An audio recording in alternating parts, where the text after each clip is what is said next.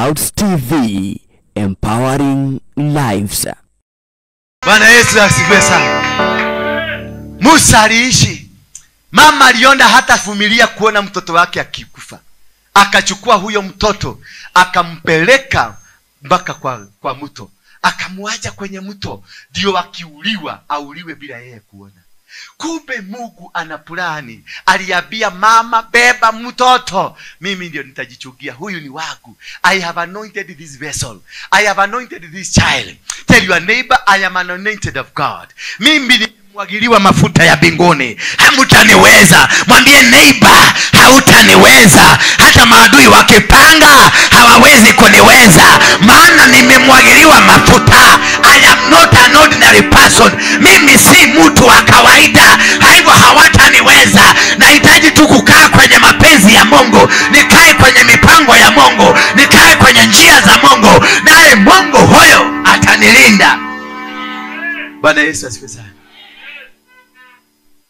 Mtoto akaenda akawachwa kwenye mto na wakaondoka. Imagine sasa katoto kale kako hako kanalia hapo, unakapeleka kwenye mto, unakawacha hako, na hujui ni nani atakabeba, hujui ni nani atakachukua, hujui. Unawacha mtoto tu, unaenda ukifikiria ni datiga mwana wako.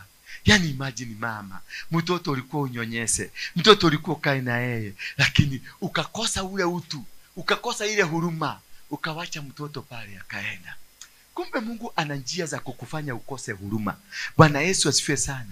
Hao watu ambao wanakupitishia kwenye magumu, kumbe ni Mungu amewafanya wakose huruma na wewe, ndio wakunyorose, unyoroswe mpaka unyoroseke, utengenezwe, uudwe. Niubie moyo mpya, moyo wa kubodeka.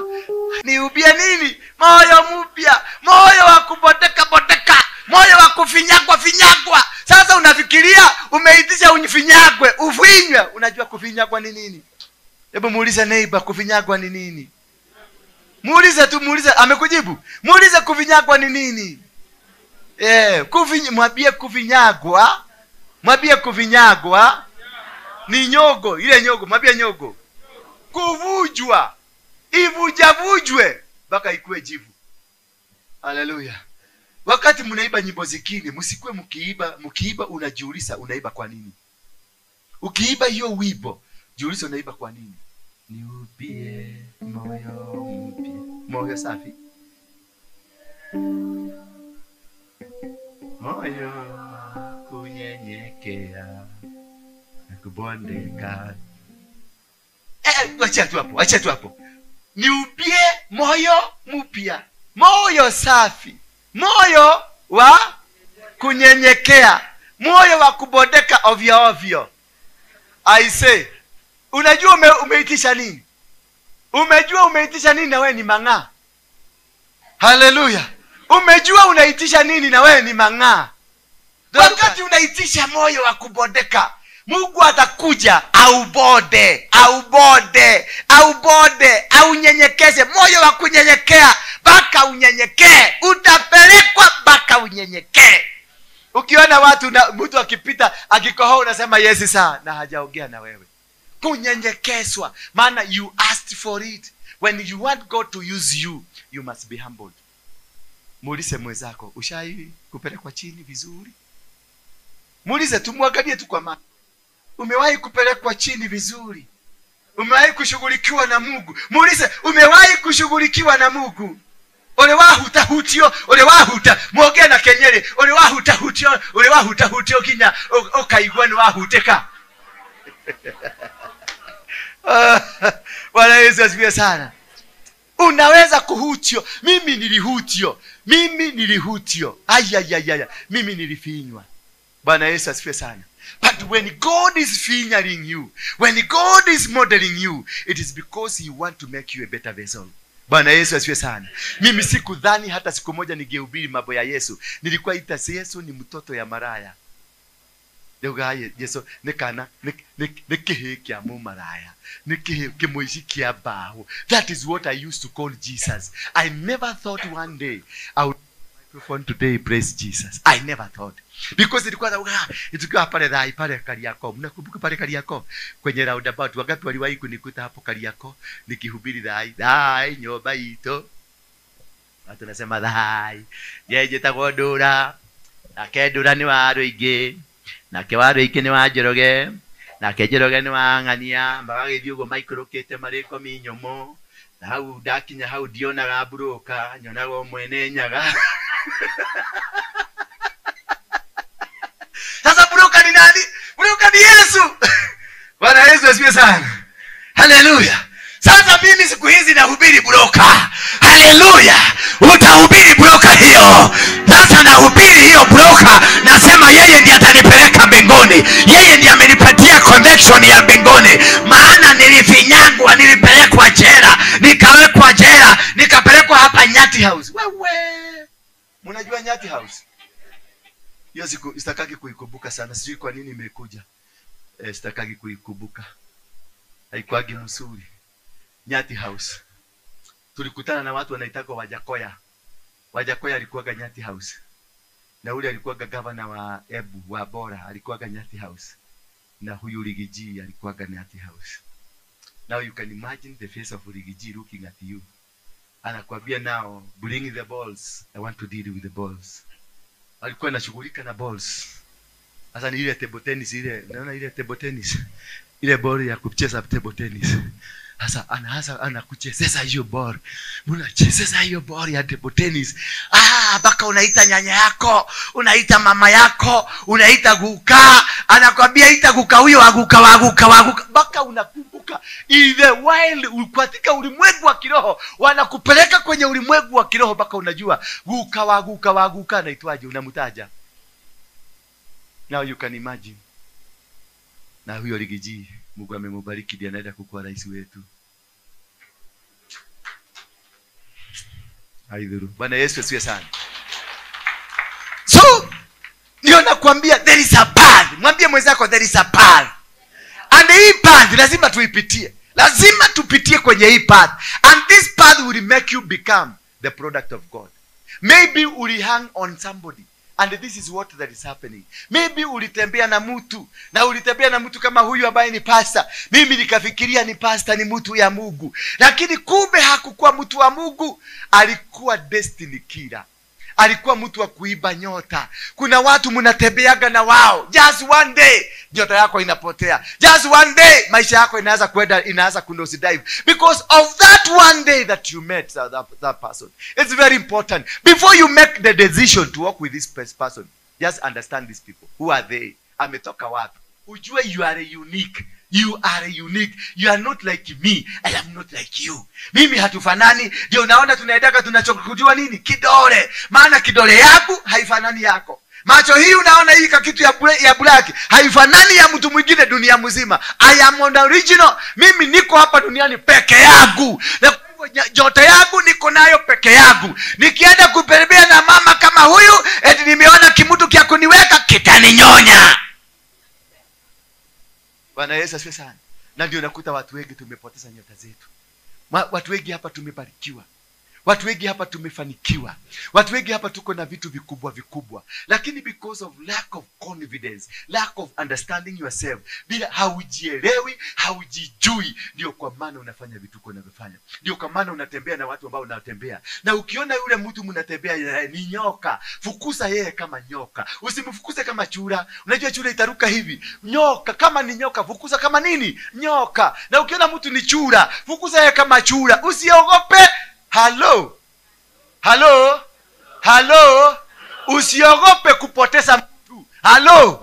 Usiogope siku hata moja. Ati hawa watu wataondoka nibaki na turaini tuwili hapa. Hawa watu wataondoka ati nibaki peke yangu. Wacha nikwambie, my destiny is alone. Mimi mwenyewe ndio niko na destiny yangu. Wewe ndio uko na destiny yako. Muogope na umfuate Mungu. Tumainia Mungu akuonyeshe laini yako. Tumainia Mungu akuonyeshe mahali unapaa. Akuletee watu wanaitangwa destiny connectors. Wacha kwenda kutafuta mtu ati kwa sababu unaona anajua kuhubiri. Kama sisi mapasta tukisikia mtu anajua kupiga kama Manigeria, unajua Manigeria wanajua kupiga injili, Wagana wanajua kupiga injili, si kama sisi tunaanza kuongea maneno mengine hivi hatujielewi. Manigeria akishika hii microphone sasa mngekuwa mmesimama mkisema I receive, mngekuwa mmesimama juu ya viti mnarukaruka, oh I receive, kwa sababu ya Manigeria, they know how to get money from you. Lakini sasa si wa Kenya hatujajua hii maneno ya kukoni watu. Tulikuwa tunajua maneno ya kubeba buduki na kuitisha watu pesa na wanatupatia. Bwana Yesu asifiwe sana. Gauge every person that comes into your life. Any person that comes into your life, muexamine, ujue huyu ni nani. Tembea naye kidogo muelewe. Ukijua hii ni nyoka, anza kupigana naye from day one. Muondoe kwa maisha yako. Maana akiingia kwenye maisha yako, hata hivyo mumeanza kutembea, inakuwaga gumu kumtoa. Atapigana na wewe, atajaribu juu chini kukuagusha, atafanya kila kitu uaguke. Na mumejuana siku ngapi? Siku 2. Na wanajuaga kuingia, na akikuingia siku ya kwanza utampatia mtoto yako. Hata namwambia beba mtoto muende mkaswimu, shika hii shilingi 5,000, peleka mtoto wako. One day, first day, second day, utamkuta kicheni kwako akipika. Sasa imagine mtu mwenye hajielewi, kimutu tu kama mimi kilikuwa kimefugwa na hapa Mukuru kwa Ruben, hakijielewi, kimeona kimama kiko na kaa.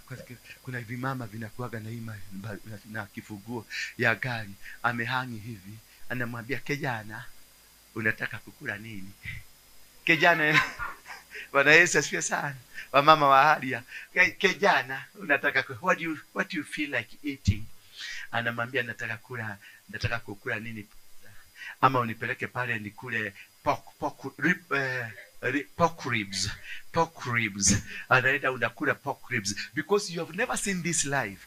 You follow this woman only to discover you've been taken to the devil. Umepelekwa kwa shetani.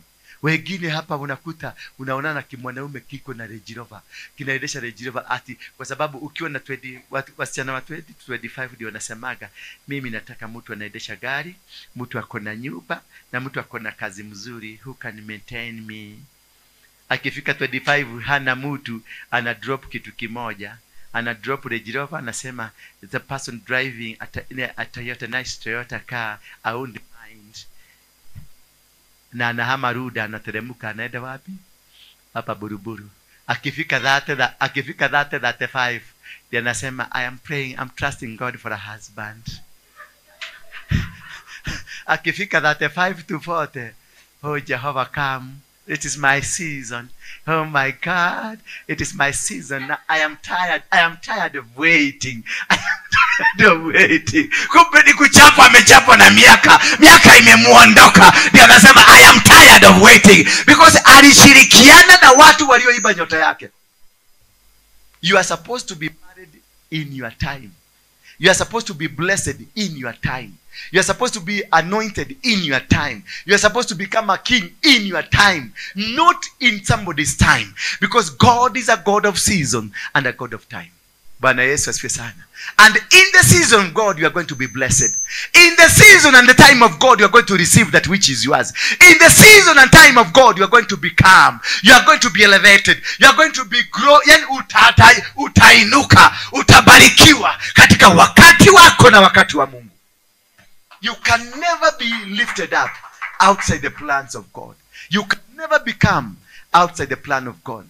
If we read the book of Genesis, chapter number 22, verse number 15. Chapter number 22, verse number 15, and we listen. In the book of the same Genesis, chapter 22, up verse 1, inasema, and God called to Abraham. Akamwambia Abraham, naye akamwambia, here I am Lord. Akamwambia, take your son. Hallelujah. Take who? Take your son. Your only son, Isaac, whom you love. Take who? Your son. Your only son, ambaye anaitwa Isaac. So in everything that happens in your life, God knows it. God knows it. Then akamwambia, mchukue umepeleke katika mlima Moria, katika mlima moja ya milima hiyo ambayo nitakuonyesha. God has to show, God has to reveal to you ni wapi unafaa kwenda kuinulia dhabihu yako. Verse 15. Alafu Mungu ana plani. Wakati Abraham, imagine mtoto wako wa kipekee, Mungu amekuambia chukua huyo mtoto, nenda umchije, nenda umweke kwa moto, nenda achomeke, umtoe akiwa dhabihu. Imagine. Na umiogoja miaka 90. Umejaribu mpaka ukarara na maid, ukifikiria unatafuta Mungu, unatafuta mtoto.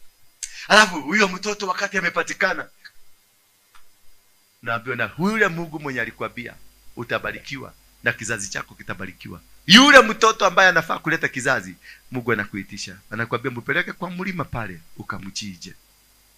Sasa imagine Abraham akibeba mtoto, ameangalia bibi hivi, na bibi Abraham alikuwa ametoka Nyeri pale Mudhaya. Anaangalia bibi hivi na anaenda kijua Ndradhi no digoshoka na mwana. Alikuwa kuja explainie bibi mtoto wako wapi. Na bibi ni wa Nyeri, ni Mumadhira. Na hapa kwa Wamunyoro. Bwana Yesu asifiwe sana. Hello, unaenda na mtoto, nimeenda na mtoto wetu. Na nimeenda naye nikijua harudi.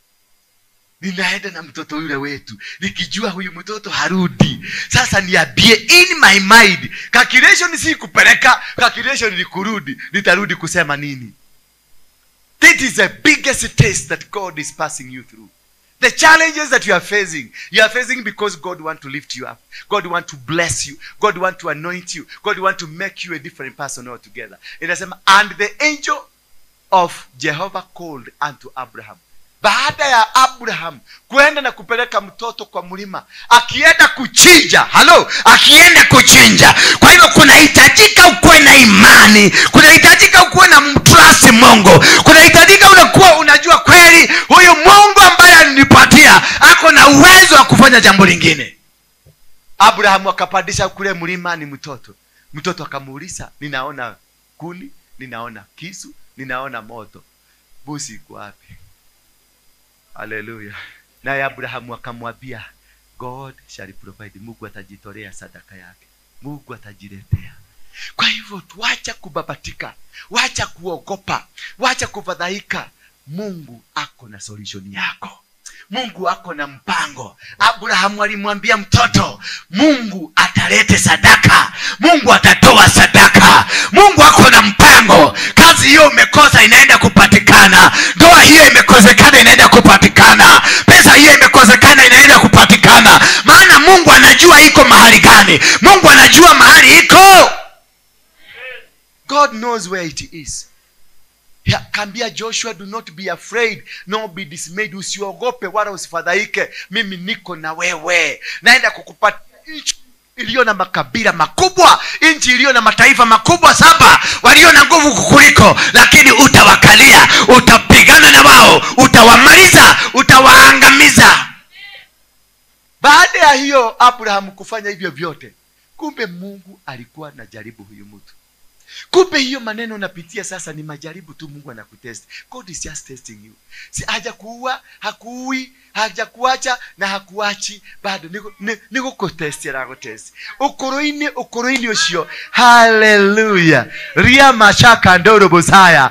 Ndogethio nawe.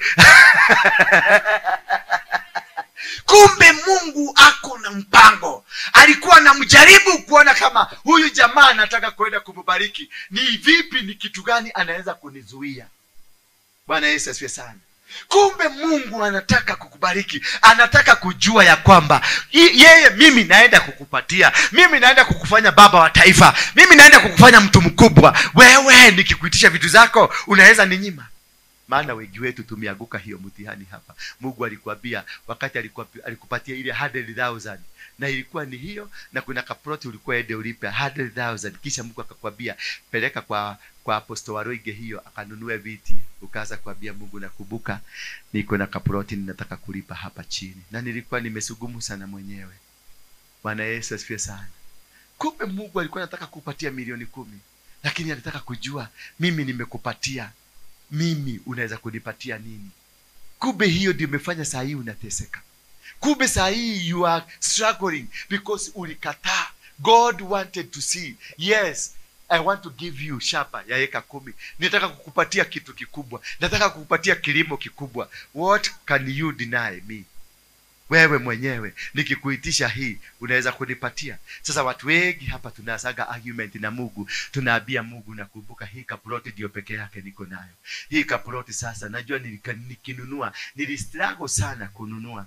Na sasa Mungu ukiangalia, siwacha wakati hiyo ingine hako kaploti kingine unaenda kunipatia, wacha hako ndio tutapatiana. Then God just keeps quiet and moves away. Mungu wetu ametuondokea kwa sababu yeye ulianza kuagi na yeye ukasahau hata hiyo uko nayo ni yake, hata hiyo uhai uko nayo ni yake. Sasa wakati Abraham aliambiwa nipatie mtoto, hakuhesitate, hakuambia mke, alipeleka mtoto, maana alijua huyu aliyenipatia bado atanipatia. Bwana Yesu asifiwe sana. Walipofika pale kwenda kuchinja, malaika wa mbinguni akakuja akamwambia usiue huyu mtoto, don't kill the baby. Angalia hapo nyuma kuna kondoo. Remember this man said God shall provide. God provided. God will provide for you. God will provide for a way for you. God will become a blessing to your life. God will change your status. God will change your name. God will change how they look at you. He will change your life. He will lift you up. He will raise you up. He will make you that vessel that he wanted. Wakati hivyo, katika verse 15 Biblia inasema, and the angel of the Lord called upon out to Abraham second time out from heaven.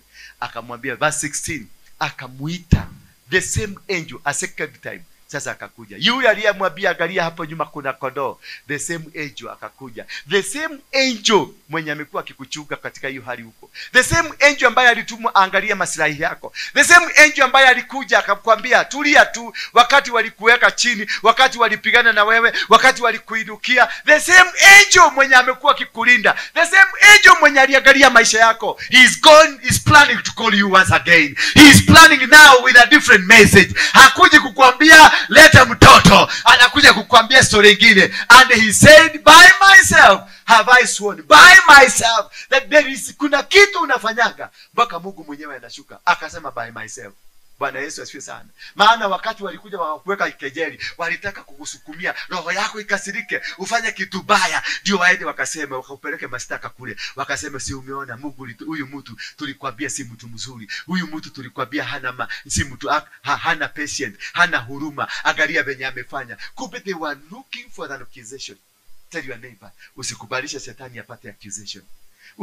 Usikubalishe shetani apate nafasi ya kwenda kwenye mahakama ya mbinguni kusema wewe vile uko mbaya. Vumilia hiyo shida, vumilia tu, vumilia hiyo madharau, vumilia hiyo kutukanwa, vumilia hiyo mabitu wanapanga kule nje, vumilia tu. God is going to reveal himself.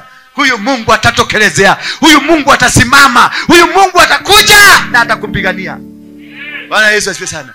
Akamwambia, imagine ametolewa kodoo, akachinja kodoo, na baada ya kuchinja kodoo malaika yule akakuja nao na message nyingine tofauti. Akamwambia namna gani? And he said, by myself have I sworn. Mimi utapitia katika hiyo hali, vumilia tu. Vumilia tu, ni kwa muda. Mungu anakujua na anakujua kwa jina lako, na anajua ni kwa nini uko bahari hapo huko, na anajua utatoka lini. Haleluya. Bwana Yesu asifiwe sana. Akamwambia Mwenyezi Mungu asema hivi, haleluya, baada ya yeye kukubali kufanya mapenzi ya Mungu, naye Mungu anakujaga. Baada ya wewe kukubali kufanya mapenzi ya Mungu, naye Mungu anakuja. Vumilia tu na ufanye mapenzi ya Mungu. This God will never forsake you. Huyu Mungu hatakuacha. Huyu Mungu anajua kukutetea. Akamwambia Mwenyezi Mungu asema hivi, nimeapa kwa nafsi yangu. Yani imagine alivuruta mpaka Mungu akakuja. Hebu tafuta njia ambayo unaweza kuvuruta Mungu, ulete Mungu mpaka akuje kwa maisha yako, mpaka Mungu mwenyewe aape, mpaka Mungu mwenyewe aseme by my name I swear. Unafikiria Mungu kuteremuka kusema by my name? Mungu mwenyewe ateremuke kwa sababu yako, kusema kwa nafsi yangu ninaapa, kwa nafsi yangu. Imagine umevuruta Mungu. Ni nini hiyo umefanya mpaka Mungu akateremuka? Ni nini hiyo umefanya mpaka Mungu akasikia, I need to go down. Kweli huyo mtu ananiamini, kweli huyo mtu ananipenda, anateremuka personally. Yani sema personally. Akateremuka mwenyewe yeye mwenyewe. Yani amefanya kitu mpaka Mungu akakosa amani kule mbinguni. Mwambie mwenzako lazima sasa tukoseshe Mungu amani mpaka akuje. Fanya kitu ukoseshe Mungu amani mpaka akuje. Akamwambia, asema hivi, nimeapa kwa nafsi yangu kwamba kwa kuwa umefanya hivi, kwa kuwa umefanya hivi, wala haukuninyima mwanao wa pekee. Sisi kama mnanielewa, wala haukuninyima mwanao wa pekee. Yani alikuitisha kile cha pekee. Just imagine uitishwe katika mtoto kako kwa kipekee. Imagine what you can do. Ama katika biashara, ama the only 1 million remaining kwa account yako, the 100,000 remaining kwa account yako, the 10,000 remaining kwa account yako. Hiyo ndio Mungu anakuja na kuambia, nenda utoa hiyo 100,000 upeleke kwa Ndurawaruinge. Na una imagine Ndurawaruinge ni nani? Unampelekea bako nasa kuuliza Mungu, umesema Ndurawaruinge ama umesema ndurawaruinge? Bwana Yesu asifiwe sana. Umesema ndurawaruinge ama umesema Ndurawaruinge? Mungu anakuambia Ndurawaruinge. Hello Mungu, sijakusikia vizuri. Ati umesema nduru. Hello, kwa sababu hutaki kusikia. The only 100,000 tumesikia. The only 100,000 remaining in your account ndio unaenda kupata Ndurawaruinge. Baka una confuse jina. Ndio Mungu akwambia ni nduru. Sasa alafu akwambia au mwambie nduru anakaaga wapi? Bwana Yesu asifiwe sana. That is the taste of God. If only you can be able to pass the covenant of God, if only you can be able to pass this taste of God, God will come. Ukishinda hiyo majaribio, ukishinda hiyo challenge ambayo unaipitia sasa, Mungu atashuka. Maana atashuka na kuapa kwako, kushuka na kuweka covenant. Maana hapo ndio Mungu aliweka covenant na Abraham. Akamwambia, kwa umefanya hivi, wala hukuninyima mwanao wa kipekee. Verse 17, mwanao wa kipekee. Imagine, you are only Ian. Hallelujah. You are only egg. Hallelujah. You are only sweet baby. Hallelujah. You are only thing that you have, that you call. You are only plot. You are only car. Umeambiwa na Mungu ipatiane. Oh my God. Hapo ndio unaitaga Mungu, na umuiti Mungu, unamuita oh my God. Hallelujah. Because you don't want to hear. You don't want to imagine that you are surrendering. You don't want to imagine. But remember all this that you have, God gave you. Kumbe Mungu alikuwa anataka tu kukutest. Ni nini unaweza kunizuia? Hallelujah. Mwambie mwenzako, ni nini unaweza kuzuia Mungu? Baka akashangaa that kwa maana wala haukuninyima mtoto wako. Haukuninyima mtoto wako wa pekee. You are only son. Ulimwenda kumupatiana. You never cared about self. You cared about me. Hakika. Bwana Yesu asifiwe sana. Hakika. Hello. Sema hakika. Hakika. Nitakubariki. Sema nitakubariki. Tusome pamoja. Hakika. Nitakubariki. Na wazawa wako nitawazidisha kama nyota za mbinguni. Na wazawa wako, wewe sasa na generation yako, wewe sasa na watoto wako, wewe sasa na biashara zako, wewe sasa na maisha yako. Hebu imagine, aligusa Mungu kiasi gani? Aligusa Mungu kiasi gani? Paka mtu akakuja, we na usiaro wako, wewe na kizazi chako. Yani kuna kitu unaweza kufanya hapa, kafanye kizazi chako kibarikiwe. Kuna kitu unaweza kutoa leo kibadilishe kizazi yako. Kuna sadaka unaweza kutoa leo mpaka kizazi chako kibarikiwe. Kuna jambo unaweza kufanya leo ukainuliwe mpaka kizazi cha 10 kifurahie matunda yako. Mwambie hata kilala tutahubiri. Bwana Yesu asifiwe sana. Hello. Mwambie mwenzako mwenye amelala, mwambie hata kilala tutabarikiwa already. Haijalishi. We are going to be blessed. Hakika. Yani na wazawa wako nitawazidisha kama nyota za mbinguni na kama mchanga wa ufuoni kwa bahari. Wazawa wako wataimiliki miji ya adui. Yani sijui kama mnanielewa. Wazawa wako watamiliki miji ya maadui. Ngoja, hebu tulieni. Sijui kama tulia kidogo. Sijui kama mmenielewa. Mmeelewa? Mimi ukoseni kunielewa. Hebu tuelewe Biblia. Inasema nini? Wazawa wako. Wa nani? Simameni. Ngoja. Acha nikuongea ni kama mmetoka sijui wapi. Ogeni ni kama mmetoka Kenya. Ama nyinyi wa Tanzania? Nyinyi ni wa Mama Suluhu? Hebu nisikilizeni hapa. Wazawa wako watamiliki miji ya adui zao.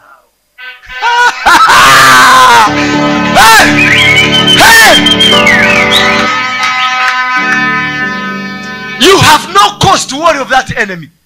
Tutakanyaga mpaka kwao tukanyage. Tutamiliki malango yao, tutamiliki vitu zao, tutamiliki kila kitu chao. Tutasambaratisha mipango yao, tutaangusha minara yao, tutaangusha kombani zao, tutaangusha kazi zao, tutaangusha huduma zao, tutaangusha mipango yao. Maadui!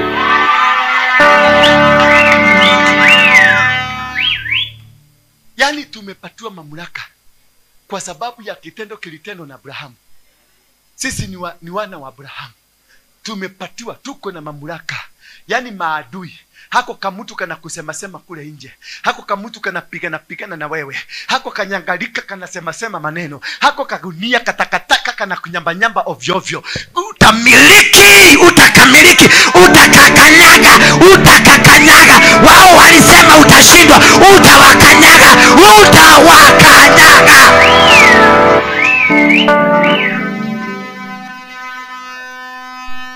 God has given you a guaranteed protection. Amekupatia a guaranteed protection ya kwamba no weapon fashioned against you that will prosper. Nobody will raise a finger against you. Nobody will fight you. He will fight on your, he will do his part. Mungu atakupigania. Mungu atawamaliza maadui. Kutoka leo natangaza, maadui wangu wote wasambaratike. Maadui wangu wote waanguke. Maadui wangu wote wameswe na dunia.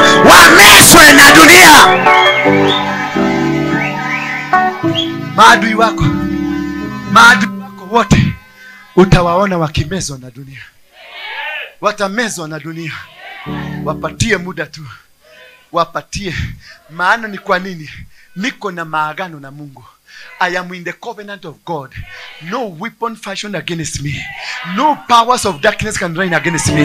Every wall of Jericho is going to go down. Every wall, every plan of the devil in my life is going to go down. Itaanguka, itasambaratika, itakorokoto,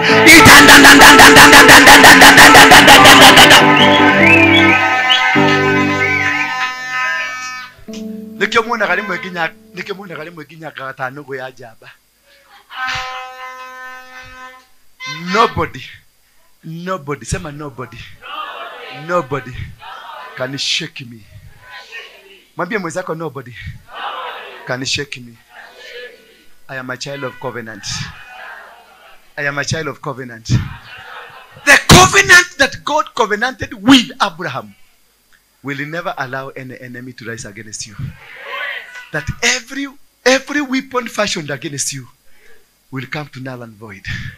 Mungu huyu atakupigania kwa sababu kuna maagano. Haleluya. Mungu atakupigania sio kwa sababu unafaa. Haleluya. Yaani sio kwa sababu umeokoka. Sio kama unanielewa. Sio kwa sababu unakujanga kanisani. Sio kwa sababu ati umeokoka 10% kama Ndura Waruinge. And this is what I'm tell you. Mimi sijaokoka venye mumeokoka. Kama nyinyi waokofu, nyinyi hamtokosaji wanawake, nyinyi hamfanyagi hivi na hivi, mimi nafanyaga. Wewe muokofu, nenda kwa watu waokofu, wachana na mimi. Wewe unakaaga biguni na teremuka asubuhi, nenda ukae huko kwa watu wa kuteremuka asubuhi. Hapa tuko na majagiri. Being in sin does not mean that you are condemned. Being in sin, and that is why I am a sinner, so that I can be able to work with sinners, so that tutafute Mungu. I am a sinner, so that I can accommodate tutembee na wewe. Wale watu waliokoka wamewekwa ndani ya friji kwa sababu ya kuokoka, wasioze. Nyinyi kaeni na wokovu wenu. I don't need you. My boss anaitwa Jesus Christ, and Jesus never came for the good. Alikuja for people like Ndura. Hallelujah. Mwambie Yesu, mwambie mwenzako haleluya. Mwambie mwenzako haleluya. Mwende mtafute kanisa ya wokovu. Hii ni kanisa ya raia. Na ndio kwa maana Yesu alikuja akatukufia kwa msalaba, kwa sababu yule atakayemwamini naye atakombolewa. Atakayetaja jina, na hilo jina linakufungulia milango, linakusaidia. Wachana na wokovu waendelee. Na wao wokovu mnaendaga choo pamoja. Hao wokovu mnakanyaga dunia pamoja. Hao wokovu wananuka jaso kama wewe tu. Na tuko na wao wapi? Hallelujah. My boss Jesus Christ ako na kitu inaitwa compassion. Anajua kubariki watu, anajua kusimama na watu, anajua kutembea na masikini, anajua kutembea na watu wa bangi, anajua kutembea na watu wa sigara, anajua kutembea na watu wa chang'aa, anajua kutembea na malaya, anajua kutembea na waizi, anajua kutembea na hawa. Maana alitumwa na Baba akuja kwa sababu ya hawa watu. Hii kanisa ni ya malaya, ni ya waizi, ni ya wachawi, ni ya kila takataka. Manugu waliokoka kwendeni. Kanani atia? Wacheni tukae kama Yesu. Mwambie mwenzako, wacheni tukae kama Yesu. Hakuna siku Yesu alijiona mtu wa maana. Alitembea na waizi, alitembea na maraya, alitembea na wauaji, alitembea na tax collectors, alitembea na watu hawafai, watu ambao walikuwa na nuka, alitembea na wao. Katika kunuka kwao alisikia manukato, alisikia perfume. Katika kuishi kwao alisikia kitu kizuri. Akashika malaya moja, alichukua malaya moja, akaiweka hapa, akakuwa anatembea nayo. Wazee wakauliza, huyu anatembea na malaya kwani ni nani? Akaambia wazee, mimi sikutumwa kwenu, nilitumwa kwa huyo, nilitumwa kwa huyo. Mimi sikutumwa kwenu. Mimi wachaneni na mimi. Nyinyi wazuri, sikutumwa kwenu. Nyinyi wazuri. I was not sent to you. I don't belong to you. I am not of your class. I am not of your tribe. My tribe is these people. I have no business. I have no business with you. I have no time for you. I am not of your class. Hebu fanya hivi. I am not of your class. Sisi ni watu, bosi wetu anaitwa Yesu. Haya, si waambie mwenzako bosi yangu anaitwa Yesu. Una imagine? Ngoja kidogo. Nisikilize tu. Una imagine our boss alikuwa na masajua na maraya wa Waruinge. My boss. Na alikuwa na masajua na nywele. Mpaka maraya akapanda. Mpaka maraya akasugua mguu. Mpaka bosi yako akanyorosa mguu vizuri. Mguu ingine kanyoroswa. Ikaangaliwa vizuri na maraya wa Waruinge. Wakenya wangekuwa huko wangeua huyo maraya. Yani you can imagine my boss was massaged by a prostitute. Nyinyi wazuri hata hamkupata nafasi ya kukaribia my boss. Watu wazuri hawakupata nafasi ya kukaribia my boss. Can you imagine now my boss, Jesus Christ, being massaged by a prostitute, and you are a holy one from heaven? What will you say? Huyu ni kujiua tu. Yani hawezi kuimagine that Jesus is being touched by a prostitute. Mimi nimeita malaya wote wakuje, waizi wote wakuje, wauaji wote wakuje, majangili yote wakuje, maana bosi yangu anasema ni hao ndio watu wake. When God came to the children of Israel, kuenda kuwaokoa kule Egypt, hakuwaambia hata mmoja aokoke. Ama kuna mahali waliambiwa uokoke? Waliambiwa prepare yourself. I'm coming to remove you. Hallelujah. Prepare yourself. I am coming to change your life. This is what God is saying. Prepare yourself. I'm coming to bring a change in your life. I am coming to transform your life. Say, prepare yourself. Akaambia wana wa Israeli ambao walikuwa wanaabudu sanamu, walikuwa wanaabudu ng'ombe, walikuwa wanaabudu michongo wakati wakiwa Egypt. God did not look at michongo. Hawakuangalia sanamu. Mungu hakuangalia hizo vitu zote. Aliangalia covenant yake na Abraham. God is not interested on how you dress. Kuja hata ukikuja uchi hapa kesho, we are going to accept you. Tutakununulia nguo. Tutaelewa ni nguo hauna. Kuja hata kama wewe ni prostitute wa Koinage, tutaelewa ni bwana hauna. Wa Kristo walikunyaganya bwana.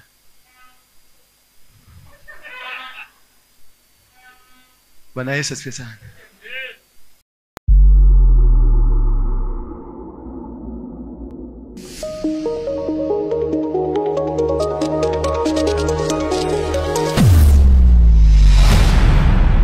Bethel Clouds TV, empowering lives.